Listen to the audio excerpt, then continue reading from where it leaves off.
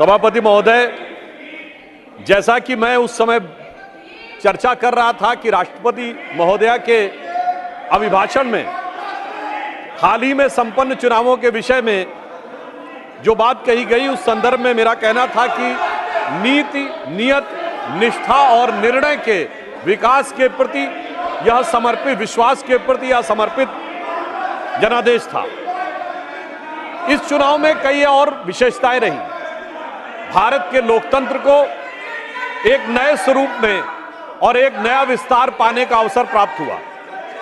जम्मू कश्मीर में जिस प्रकार से चुनाव संपन्न हुए और जिस प्रकार से लोगों ने बढ़ चढ़कर, बात रिकॉर्ड पे नहीं जा रही है, सिर्फ माननीय सुधांशु त्रिवेदी की आपकी बात रिकॉर्ड पे जा रही है। जिस प्रकार की लोगों ने बढ़ चढ़कर सहभागिता की, यह लोकतंत्र के लिए एक बहुत सुखद संयोग रहा। अगर जम्मू और उधमपुर में 68 और 72% वोटिंग हुई, तो यह भी देखने को मिला कि कश्मीर घाटी में अनंतनाग में 53% और बारामूला में 59% पोलिंग हुई, जो आज तक कभी भी इतनी पोलिंग चुनावों में सहभागिता नहीं रही थी। लोकतंत्र के इस पर्व की, इस अवसर को निश्चित रूप से हमें अप्रिशिएट करना चाहिए। यद्यपि हमारे विरोधी कुछ अधिक उत्साह और उच्छृंखलता में दिखाई पड़ते हैं, परंतु इन चुनावों में हमारी सरकार की स्वीकार्यता और विस्तार एक नए आयाम तक पहुंचा है। पहली बार हमने उड़ीसा में स्पष्ट बहुमत के साथ अपनी सरकार बनाई है और हमारे विरोधी शायद भूल ही गए कि श्री नवीन पटनायक जी से पहले वहां कभी कांग्रेस का मुख्यमंत्री हुआ करता था। अंतिम मुख्यमंत्री गिरधर गोमांग जी थे, जो कांग्रेस के थे, और ऐसा प्रतीत होता है कि उनको अब वो विषय विस्मृत हो गया है, यानी उन्होंने मान लिया कि वो उड़ीसा में अब सत्ता की लड़ाई में ही नहीं है। दूसरा विषय, इस चुनावों के संदर्भ में दक्षिण भारत का विषय आया था। महोदय, मैं बताना चाहता हूं कि हमारे विरोधी और विशेषकर कांग्रेस पार्टी इस विषय को बहुत उठाते थे कि दक्षिण भारत में उनका बहुत प्रभाव है। तो मैं बताना चाहता हूं, प्रधानमंत्री श्री नरेंद्र मोदी जी के नेतृत्व में हमारे गठबंधन ने और भारतीय जनता पार्टी ने दक्षिण भारत में भी कांग्रेस से अधिक वोट प्राप्त करके दिखाए। तेलंगाना में हमारे 8 सीटें ही नहीं है, हमारा मत प्रतिशत 35% है। कर्नाटक में हमारा मत प्रतिशत 45% है। केरल में हमारी 1 सीट आई है, मगर 17% मत है। और सभापति महोदय, मैं आपके माध्यम से पूरे देश का ध्यान आकर्षित करना चाहता हूं कि तमिलनाडु में कांग्रेस को 10.25% वोट मिला है और भारतीय जनता पार्टी को 11.5% वोट मिला है। यानी तमिलनाडु में भी हमने पहली बार 2.5 अंक में मत प्रतिशत प्राप्त किया है और कांग्रेस से अधिक वोट प्राप्त करने में सफलता हासिल की है। यानी किसी जमाने में जब उनका नारा हुआ करता था कि सारे भारत से नाता है और सरकार चलाना आता है, आज वस्तुस्थिति ये हो गई कि इस चुनावों में भारतीय जनता पार्टी ने अपने को मोदी जी के नेतृत्व में सारे भारत से नाता स्थापित करके एक वास्तविक अर्थों में पूरे भारत में अपना प्रभाव रखने वाली और जन समर्थन प्राप्त करने वाली राष्ट्रीय राजनीतिक दल के रूप में अपने को स्थापित किया। यह चुनाव पिछले लोकसभा चुनावों के मुकाबले बहुत अलग था। बिंदु क्रमांक 5 पर राष्ट्रपति महोदय ने स्मरण दिलाया कि हम 5वीं बड़ी अर्थव्यवस्था बने इन 5 वर्षों में। महोदय, हम सिर्फ 5वीं बड़ी अर्थव्यवस्था नहीं बने। 5वीं बड़ी अर्थव्यवस्था किसको पीछे छोड़ के बने? उस ब्रिटेन को पीछे छोड़कर बने जिसने कभी हमारे ऊपर हुकूमत की थी। और हम सिर्फ 5वीं बड़ी अर्थव्यवस्था नहीं बने, हम दुनिया के 4थे बड़े स्टॉक एक्सचेंज बने। हम दुनिया के 3रे बड़े सोलर एनर्जी के मैन्युफैक्चरर बने। हम दुनिया के 3रे बड़े ऑटोमोबाइल के मैन्युफैक्चरर बने। आज डोमेस्टिक सिविल एविएशन का सेक्टर भारत का दुनिया में 3रे नंबर का हो गया है और हम 2रे नंबर के मोबाइल हैंडसेट मैन्युफैक्चर बनाने वाले देश बने और इंफ्रास्ट्रक्चर में इन्वेस्ट करने वाले हम दुनिया के नंबर 1 के देश बने और डिजिटल पेमेंट में हम दुनिया में नंबर 1 के देश बने। और महोदय, इतना ही नहीं हुआ, पिछली लोकसभा और इस लोकसभा के बीच में चांद के अछूते कोने दक्षिणी ध्रुव को छूने वाले हम दुनिया के पहले देश बने, जिसका राष्ट्रपति महोदया ने उल्लेख किया। निश्चित रूप से उसमें हमारे वैज्ञानिकों ने बहुत बड़ी भूमिका निभाई, परंतु प्रधानमंत्री जी का निरंतर संवर्धन, सहयोग और संबल उन्हें प्राप्त होता रहा। महत्वपूर्ण बात यह रही कि उस पॉइंट का नाम प्रधानमंत्री जी ने क्या रखा? पॉइंट शिव शक्ति, यानी हमारी स्त्री शक्ति को वो स्थान चांद की ऊंचाई तक देने का काम किया।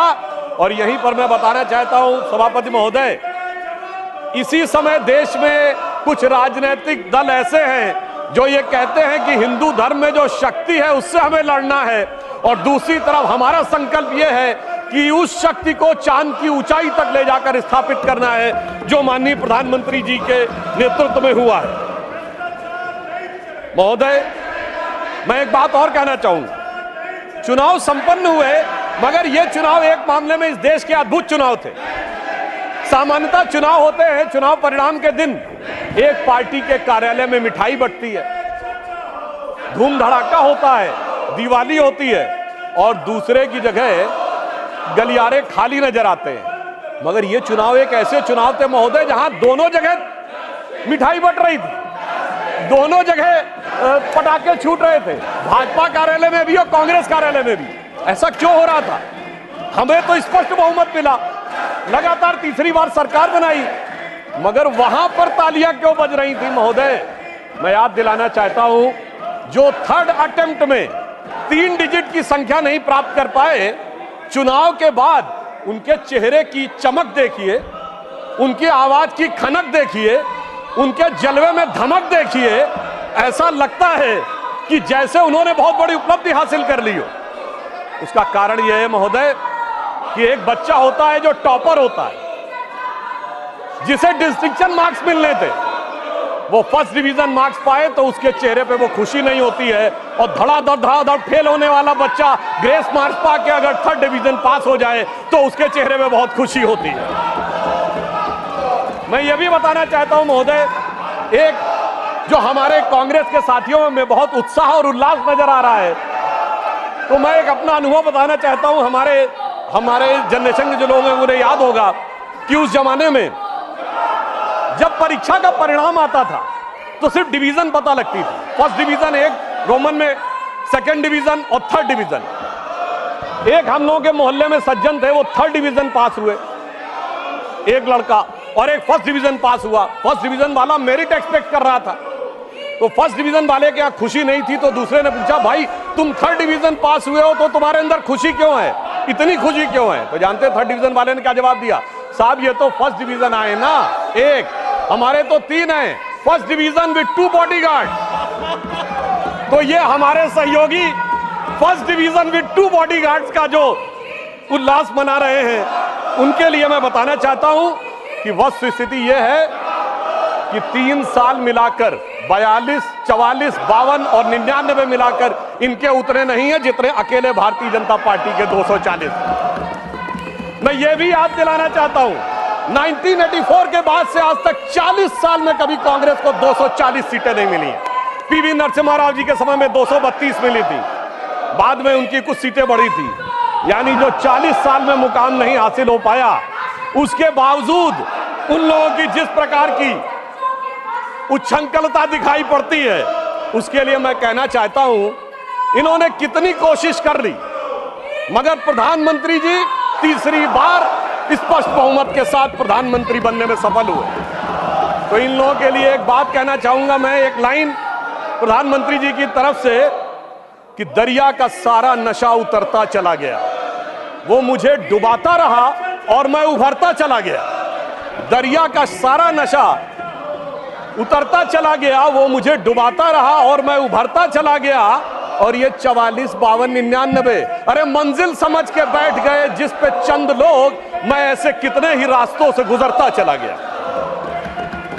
राष्ट्रपति महोदया ने बिंदु क्रमांक 3 में एक और बात स्पष्ट की कि 60 साल के बाद एक ऐसा मौका आया है जब लगातार तीसरी बार किसी प्रधानमंत्री को बहुमत प्राप्त करके जनता ने आशीर्वाद देकर सदन में भेजा हो।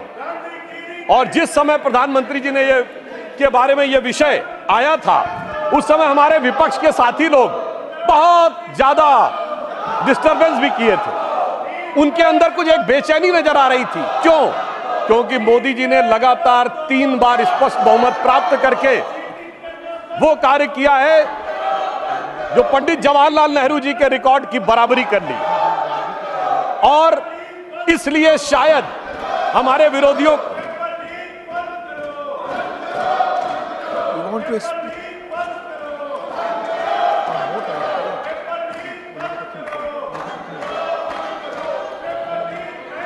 माननीय सुधांशु जी, माननीय HD देवगौड़ा जी एक्स प्राइम मिनिस्टर कुछ बोलना चाहते हैं, अगर आप समय उन्हें बीच में दे सकते हैं। जी जी honourable HD Devegowda. Sir, I have got the highest regard. All our senior members wants to raise the issue of the NEET. What has happened? Lakhs and lakhs of students are suffering in the country. Please, I have no objection. But the point is, the government has already taken the decision and order for a CBI inquiry. The inquiry has not been completed. In 2-3 states, they have arrested the people who are responsible for this type of damage. Sir, please, sir, I am sitting in this house. I don't want to take sides. But so far as the NEET examination is concerned, what has happened? Yes, I do agree. You can't fix the responsibility because there are thousands of examiners in the whole country. Is it so easy to fix the responsibility on an individual? The examination has, of course, it has gone wrong, and the government has taken the decision. It is the right decision. The concerned minister, the concerned minister has taken the decision. Till the inquiry is completed, you can't.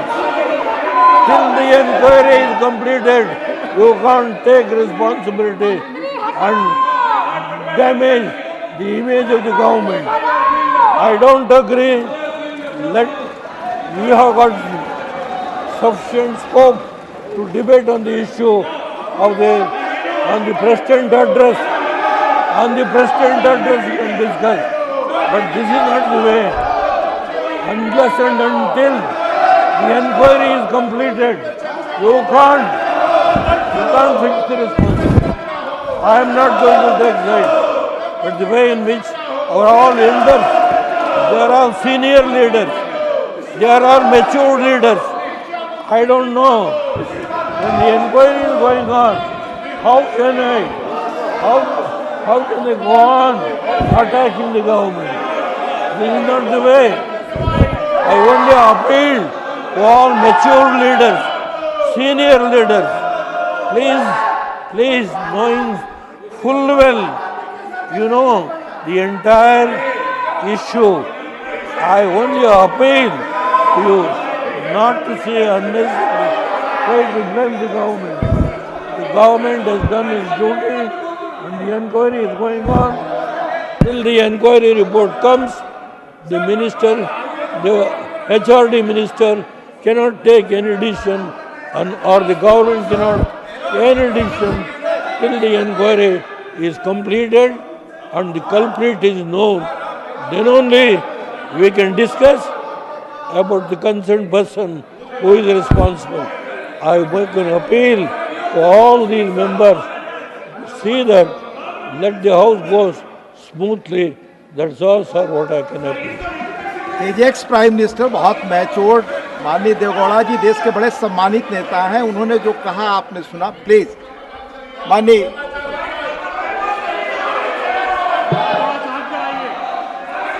Sudhanshu ji, please continue your speech. सभापति महोदय, अभी इस सदन के सबसे वरिष्ठ सदस्य, वयोवृद्ध नेता पूर्व प्रधानमंत्री आदरणीय एचडी देवगौड़ा जी ने जो विचार कहे, बड़े दुख का विषय है कि 21 घंटे का समय आवंटित होने के बावजूद, सबसे वरिष्ठ सदस्य के द्वारा यह अनुरोध करने के बावजूद जिस प्रकार का आचरण दिखाया जा रहा है, इससे साफ समझ में आता है सभापति महोदय कि इनका उद्देश्य सवाल का जवाब और जवाब के सवाल में नहीं है, इनका उद्देश्य बवाल में अधिक दिखाई पड़ रहा है। इसलिए ये अपोजिशन की इस नियत को भी स्पष्ट करता है। अब मैं विषय पे आता हूं। जो मैं बता रहा था कि बिंदु क्रमांक 5 पर राष्ट्रपति महोदया ने कहा कि यह देश के इतिहास में 60 साल के बाद यह पहली बार एक घटना हुई है जब लगातार 3 बार किसी प्रधानमंत्री को स्पष्ट बहुमत प्राप्त किया हो। और जिस समय महामहिम राष्ट्रपति महोदया ने यह शब्द बोला था, हम सबको ध्यान है, सबसे अनेक विपक्षी सदस्यों ने अपनी अपनी सीट पर आवाजें करते हुए इसका प्रतिवाद किया था। संभवतः उनके मन में इस बात के लिए स्वीकार्यता नहीं हो पा रही थी कि यह कैसे हो गया कि लगातार तीसरी बार मोदी जी के नेतृत्व में भारत की जनता ने स्पष्ट जनादेश दिया और पंडित जवाहरलाल नेहरू जी का वो रिकॉर्ड जिसके ऊपर वो बहुत इतराते थे, उसकी बराबरी हो गई। मगर हमारे बहुत से विपक्षी सदस्य कहते हैं कि साहब नेहरू जी की बराबरी तो मोदी जी से नहीं हो सकती।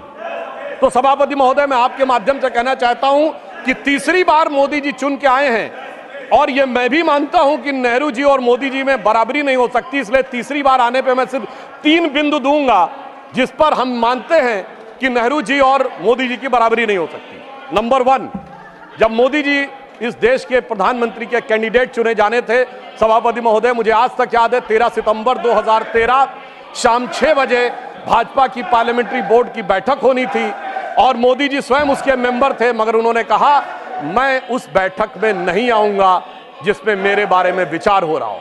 यह होता है नैतिकता के आधार के ऊपर निर्णय। और उस समय राजनाथ सिंह जी पार्टी के अध्यक्ष थे, तो मुझे यह दायित्व दिया गया था कि मैं मोदी जी को रिसीव करके अध्यक्ष के कमरे में बैठा लूं और जब बैठक समाप्त हो जाए तो सब एक साथ जाएंगे प्रेस कॉन्फ्रेंस में घोषित करने के लिए। और महोदय, पूरा पार्लियामेंट्री बोर्ड एक मत था, सारे कार्यकर्ता एक मत थे और पूरा देश एक मत था और तब प्रधानमंत्री के कैंडिडेट मोदी जी घोषित हुए। उधर पंडित जवाहरलाल नेहरू जब कैबिनेट मिशन प्लान के तहत 26 अप्रैल 1946 को कांग्रेस का नया अध्यक्ष चुना जाना था और उसके लिए कांग्रेस वर्किंग कमेटी की बैठक होनी थी और 20 अप्रैल को मौलाना आजाद को गांधी जी ने लेटर लिखा कि आप अपना नामांकन वापस ले लीजिए और मैं चाहता हूं कि नेहरू जी प्रधानमंत्री बने। परंतु इसके बावजूद उस बैठक के अंदर क्या हुआ, इसका रिकॉर्ड आचार्य कृपलानी ने अपनी किताब Gandhi his life and thought, Maulana Azad ने अपनी किताब India wins freedom, Rajmohan Gandhi ने अपनी किताब सरदार पटेल और उस समय के सबसे प्रख्यात पत्रकार दुर्गादास ने अपनी किताब India from Curzon to Nehru and thereafter में लिखा है कि 1 वोट मिला पट्टाभी रमैया को और शायद 1 या 2 वोट मिले आचार्य कृपलानी को, शेष सारे वोट मिले सरदार पटेल को और 0 वोट मिले जवाहरलाल नेहरू जी को। वाकई कैसे तुलना हो सकती है? सर्वसम्मति से प्रधानमंत्री के कैंडिडेट बनने वाले मोदी जी और 0 वोट पाकर प्रधानमंत्री के कैंडिडेट बनने वाले सरदार हमारे नेहरू जी। एक वो नेता जिसको पूरे देश ने नेता माना, एक वो नेता जिसको उसकी पार्टी में किसी ने नेता नहीं माना। इसलिए वाकई तुलना नहीं हो सकती। बल्कि मैं तो कहना चाहूंगा, आज खड़गे जी अध्यक्ष बनना था तो सोनिया गांधी जी की इच्छा थी तो सारे डेलीगेट्स ने खड़गे जी को वोट कर दिया और शशि थरूर जी ने नामांकन वापस कर लिया। उस समय गांधी जी की इच्छा के बावजूद किसी ने नेहरू जी को वोट नहीं किया, तो मैं कह सकता हूं आज खड़गे जी की स्थिति उस समय के नेहरू जी से बेहतर है। अब मैं दूसरा बिंदु कहना चाहता हूं कि इसमें वाकई प्रधानमंत्री श्री नरेंद्र मोदी जी और खड़गे जी में तुलना नहीं हो सकती।